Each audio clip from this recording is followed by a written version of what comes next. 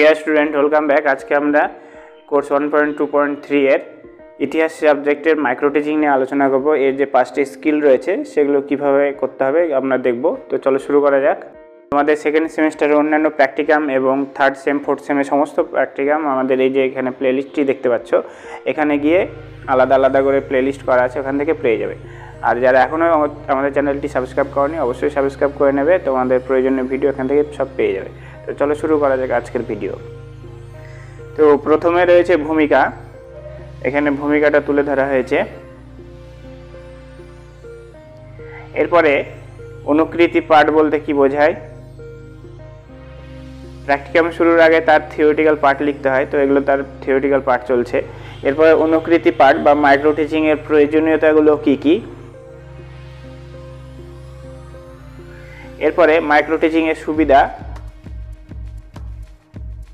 যে সুবিধাগুলো পাওয়া যায় সেগুলো এখানে তুলে ধরা হয়েছে। এরপরে অসুবিধা, মাইক্রো টিচিং এত অল্প সময়ের মধ্যে করানোর অসুবিধা, সেই অসুবিধাগুলো এখানে লিখতে হবে। এরপরে হচ্ছে প্রিপারেশন অফ মাইক্রো টিচিং বা অনুকৃতি পাঠের প্রস্তুতি।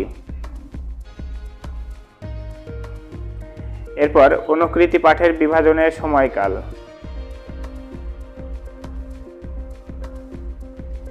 এরপর পাঠ অবতারণা দক্ষতা।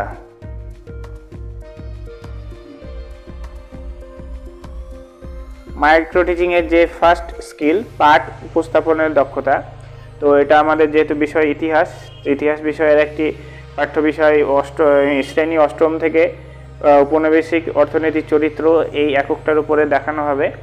দক্ষতার নাম হচ্ছে পাঠ উপস্থাপন। সময় কত? 10 মিনিট। আরেকটা নিজের মতো বসিয়ে নেবে। আচ্ছা, তো এখানে আমাদের মাইক্রো টিচিংটাকে বিষয়বস্তু রূপরেখা, তারপরে শিক্ষিকার ভূমিকা, শিক্ষার্থীর ভূমিকা, দক্ষতার উপস্থান সমূহ আর সময়, এইভাবে এটাকে ছক করতে হবে। এরপরে এটা গেল। নেক্সট আবার একই ফরম্যাটে অর্থনীতির চরিত্র। এরপরে রয়েছে, এরপরে দেখো এটাকে ছোট করে দেখায়। এখানে যে পয়েন্টটা হবে সেটা হচ্ছে যে উপনিবেশিক অর্থনৈতিক চরিত্র। এবার এটাকে বড় করে দেখাচ্ছি। তো এখানে শিক্ষক শিক্ষিকার ভূমিকা। এরপরে উপনিবেশিক অর্থনৈতিক চরিত্র চলছে।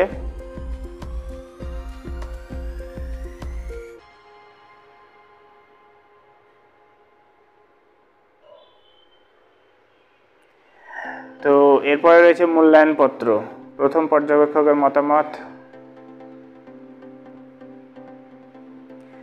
এরপরে আমরা চলে আসছি আমাদের দ্বিতীয় যে স্কিলটা রয়েছে প্রশ্নকরণ, অর্থাৎ কোশ্চেনিং করা।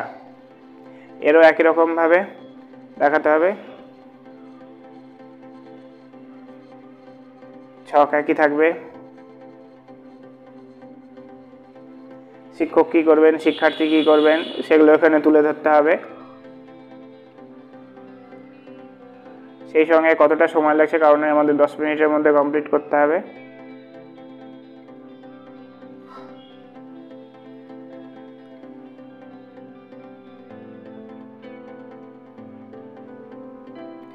এরপর আসছি আমরা মূল্যায়ন পত্র। তো এই গেল সেকেন্ড যে স্কিলটা। এরপর থার্ড স্কিলে আসছি। থার্ড স্কিল হচ্ছে শিখন প্রদীপন বা টিচিং লার্নিং ম্যাটেরিয়ালস ব্যবহার।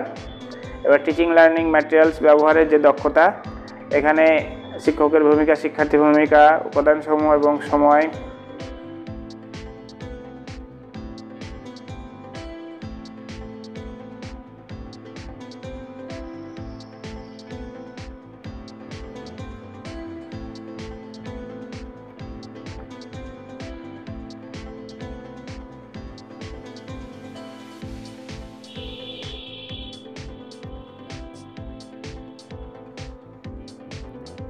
এরপরে হচ্ছে মূল্যায়ন পত্র। তো এই গেল। এরপরে আমরা চলে আসছি 4 নম্বর যে স্কিলটা রয়েছে উৎসাহ প্রদান।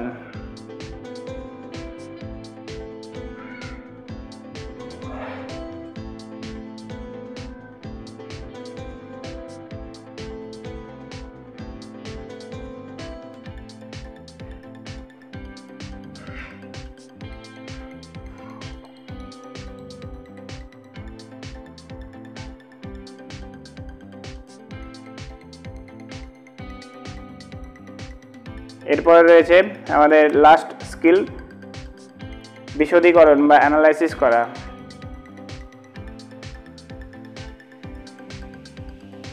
একই রকম ফরম্যাট, বিষয়বস্তুকে বিশ্লেষণ করার ক্ষেত্রে শিক্ষকের ভূমিকা, শিক্ষার্থীর ভূমিকা এবং কতটা সময় লাগছে সেটা এখানে তুলে ধরা হয়েছে।